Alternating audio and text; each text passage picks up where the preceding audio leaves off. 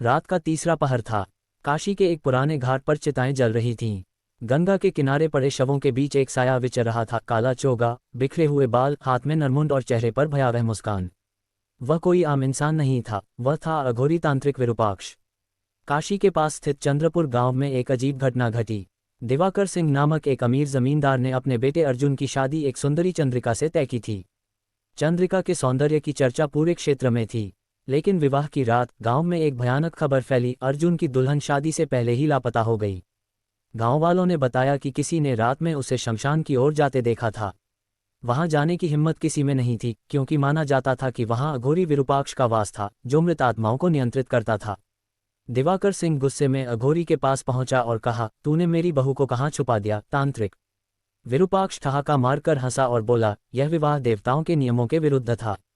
अब इसका विवाह अघोर रीति से होगा, मृत्यु के साथ। दिवाकर सिंह ने गांव वालों को इकट्ठा किया और शमशान में घुसने की कोशिश की। लेकिन जैसे ही उन्होंने चिता की ओर कदम बढ़ाया, चारों ओर से अंधी आंधी चलने लगी। पेड़ टूटने लगे, पक्षी अजीब आवाजें निकालने लगे और चारों ओर एक भीषण भय छा गया।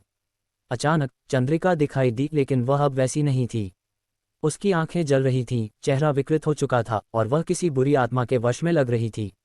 अर्जुन चीख पड़ा, चंद्रिका, यह क्या हो गया है तुम्हें? विरूपाक्ष ने अपनी तंत्र मुद्रा में हाथ उठाया और बोला, अब ये तुम्हारी नहीं रही, यह अब मृत्यु की दुल्हन है। इसके बाद चंद्रिका ने अघोरी विधि से विवाह करना शुरू कर दिया। मंत्रों के बीच उसने अर्जुन की ओर देखा, उसकी आंखों में कुछ पल के लिए प्रेम की झलक थी, लेकिन फिर वह फिर से कठोर हो गई।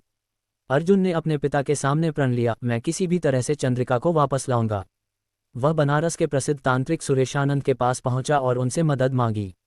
उन्होंने कहा, तुझे काली शक्ति से लड़ने के लिए महाकाल का सहारा लेना होगा, लेकिन याद रख, ये राह कठिन और घातक है।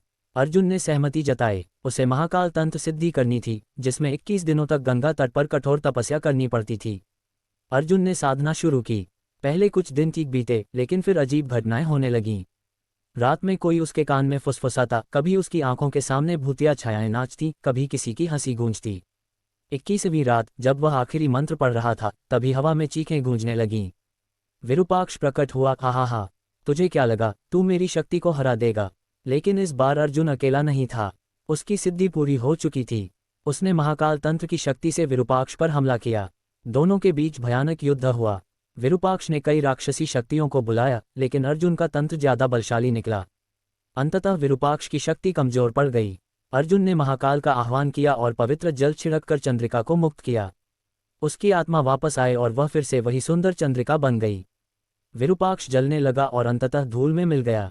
गांव में सबने इस चमत्कारी घटना को देखा और महाकाल की महिमा का गुणगान किया। अर्जुन और चंद्रिका ने उसी रात विधिवत विवाह किया, लेकिन इस बार यह सिर्फ दो आत्माओं का नहीं, बल्कि मृत्यु पर विजय का विवाह था। क्या आपने सोचा था कि यह कहानी एक दुल्हन के भूत बनने की होगी? लेकिन अंत में प्रेम और शक्ति ने मृत्यु को भी हरा दिया।